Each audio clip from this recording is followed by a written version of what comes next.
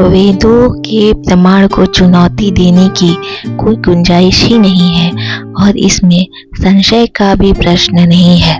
जो कुछ वेदों में कहा गया है उसे पूरा पूरा स्वीकार करना चाहिए, अन्यथा यह वेदों के प्रमाण को चुनौती देना है। शंख तथा गोबर दो विभिन्न जीवों के हाड़ तथा विष्ठा हैं, लेकिन चूंकि वेदों ने इन्हें शुद्ध कहा है अतः लोग उन्हें ज्यों का त्यों स्वीकार करते हैं, क्योंकि वेद प्रमाण है। भाव यह है कि कोई भी व्यक्ति अपने अपूर्ण तर्क को वेदों के ऊपर नहीं थोप सकता। वेदों के आदेशों को यथारूप में किसी लौकिक तर्क के बिना मानना चाहिए। वैदिक आदेश के तथाकथित अनुयायी वैदिक आदेशों की अपने ढंग से व्याख्याएं करते रहते हैं और इस प्रकार वे वैदिक धर्म के विभिन्न पक्ष तथा पंथ स्थापित करते चलते हैं।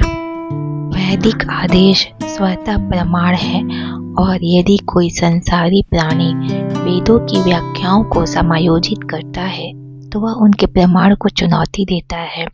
उद्देश्य की दृष्टि से वेद और पुराण एक ही हैं। वे उस परम सत्य का समर्थन करते हैं जो अन्य प्रत्येक वस्तु से महान है। परम सत्य का साक्षात्कार अंततः श्री भगवान के परम व्यक्तित्व के रूप में होता है जो परम नियंता है। अतः परम भगवान ऐश्वर्य, शक्ति, ख्याति, सौंदर्य, ज्ञान और त्याग से परिपूर्ण होने चाहिए। तथापि आश्चर्य यह है कि दिव्य भगवान के व्यक्तित्व को निराकार समझा जाता है।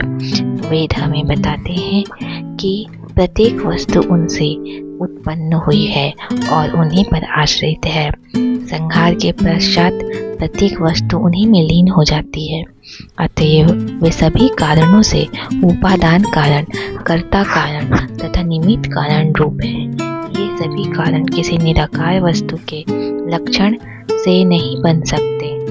वेद हमें बताते हैं कि वे ही एक से अनेक हुए हैं और जब वे ऐसी इच्छा करते हैं तब वे भौतिक प्रकृति पर दृष्टिपात करते हैं। उन्होंने जब भौतिक प्रकृति पर दृष्टिपात किया, इसके पूर्व यह भौतिक विराट जगत नहीं था, अतएव उनका दृष्टिपात भौतिक नहीं है। जब भगवान ने भौतिक प्रकृति पर दृष्टिपात किया तब भौतिक मन या इंद्रियों का जन्म नहीं हुआ था।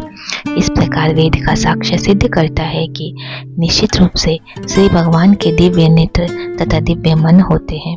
वे भौतिक नहीं होते हैं, अतएव उनका निराकार पक्ष उनकी भौतिकता का निषेध है, लेकिन यह उनके दिव्य व्यक्तित्व से इनकार नहीं करता है। पुराण भी वेदों के पूरक हैं। सामान्य व्यक्ति के लिए वैदिक मंत्रों को समझ पाना अत्यंत मुश्किल है। स्त्रियां, शूद्र तथा तथाकथित उच्च जाति के द्विज बंधु वेदों के अभिप्राय को समझ पाने में असमर्थ होते हैं। इस प्रकार वेदों के सत्य की व्याख्या करने हेतु महाभारत तथा पुराणों को सरल बनाया गया। ब्रह्मा ने बाल रूप भगवान श्री कृष्ण की स्तुति करते हुए कहा कि श्री नंद महाराज तथा यशोदा माता इत्यादि वज्रभूमि के निवासियों का यह असीम सौभाग्य है कि सनातन परम सत्य उनके घनिष्ठ संबंधी बने।